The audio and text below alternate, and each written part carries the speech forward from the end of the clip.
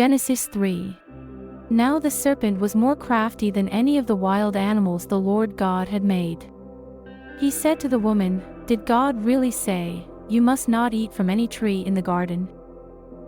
The woman said to the serpent, "We may eat fruit from the trees in the garden, but God did say, 'You must not eat fruit from the tree that is in the middle of the garden, and you must not touch it, or you will die.'" "You will not certainly die," the serpent said to the woman. "For God knows that when you eat from it your eyes will be opened, and you will be like God, knowing good and evil." When the woman saw that the fruit of the tree was good for food and pleasing to the eye, and also desirable for gaining wisdom, she took some and ate it. She also gave some to her husband, who was with her, and he ate it. Then the eyes of both of them were opened, and they realized they were naked, so they sewed fig leaves together and made coverings for themselves.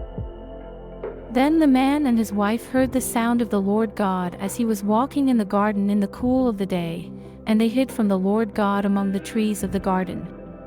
But the Lord God called to the man, "Where are you?" He answered, "I heard you in the garden, and I was afraid because I was naked, so I hid." And he said, "Who told you that you were naked?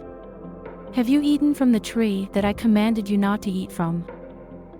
The man said, "The woman you put here with me, she gave me some fruit from the tree, and I ate it." Then the Lord God said to the woman, "What is this you have done?"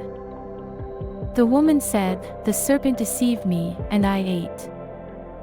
So the Lord God said to the serpent, "Because you have done this, cursed are you above all livestock, and all wild animals. You will crawl on your belly, and you will eat dust, all the days of your life. And I will put enmity between you and the woman, and between your offspring and hers. He will crush your head, and you will strike his heel." To the woman he said, "I will make your pains in childbearing very severe. With painful labor you will give birth to children. Your desire will be for your husband, and he will rule over you."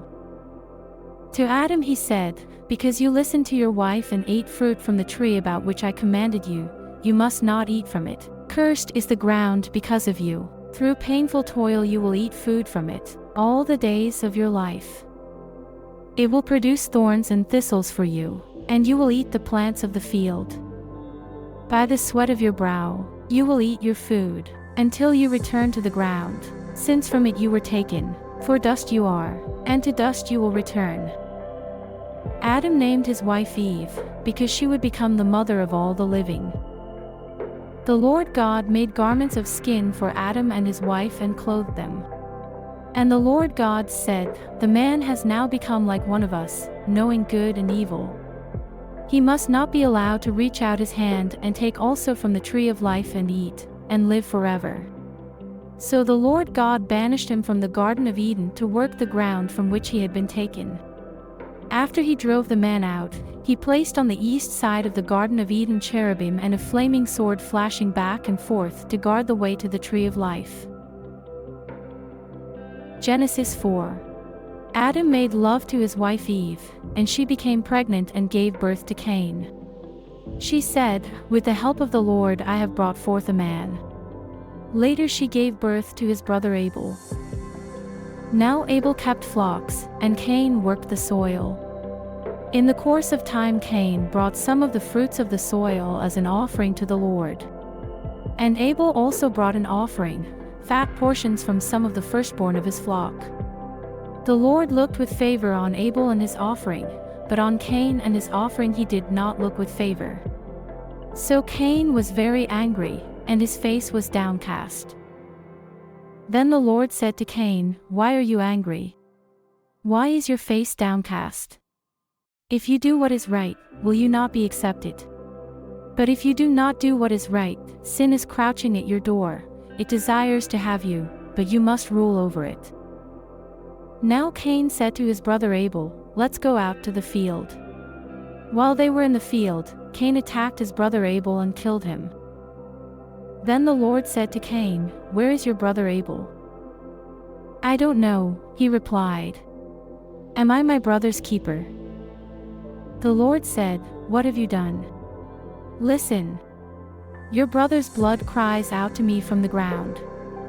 Now you are under a curse and driven from the ground, which opened its mouth to receive your brother's blood from your hand. When you work the ground, it will no longer yield its crops for you.